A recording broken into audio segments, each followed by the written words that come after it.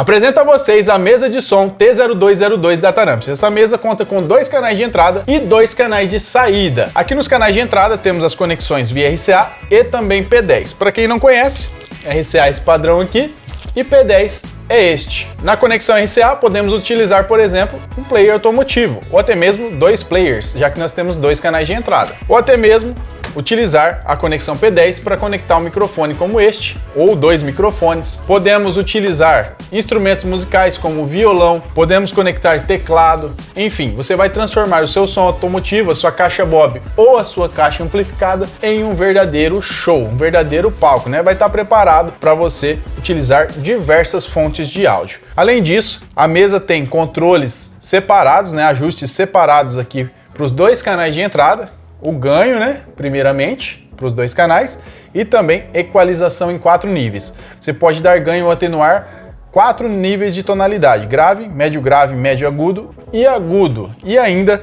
tem o ajuste de leve, onde você controla o volume separado dos 2 canais, podendo inclusive pausar momentaneamente através da função multi aqui aquele canal que você não deseja reproduzir. E quando você aperta essa tecla, tem esse LED vermelho aqui, ele vai indicar o mute. Esse mesmo LED vermelho, ele também atua como clipe de entrada. Então, se estiver saturando o sinal na entrada, ele vai piscar. Assim, você não precisa se preocupar com distorção. Ele vai te avisar caso esteja excedendo o nível limite de entrada.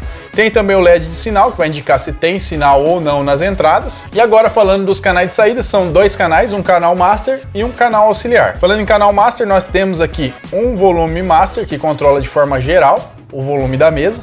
Inclusive, ele tem um VU para indicar o nível de saída e também indicação de clipe. No canal auxiliar, nós temos um ajuste de level para ele e também correção de fase. Esse canal é ideal para você mandar o sinal de áudio da sua mesa para outro sistema de som. Pode ser um carro de um amigo que quer tocar com você, pode ser uma caixa Bob ou outra caixa amplificada. Assim fica fácil você controlar o volume separado e também corrigir a fase caso esteja tendo qualquer problema de cancelamento. Um detalhe muito importante dessa mesa é que ela não altera o timbre do áudio. Então, o mesmo áudio que você tem aqui na entrada é o áudio que você vai ter na saída, ainda com a possibilidade de fazer as equalizações que a mesa te permite. Quero mostrar agora a parte de trás para vocês, uma coisa bem interessante aqui para a galera que usa em caixa Bob e não tem sinal remoto para acionar a mesa. Ela tem uma chave liga e desliga, então não precisa fazer nenhuma adaptação. Você já tem uma chave para acionar a mesa e não precisa de um remoto quando a gente usa essa chave liga e desliga.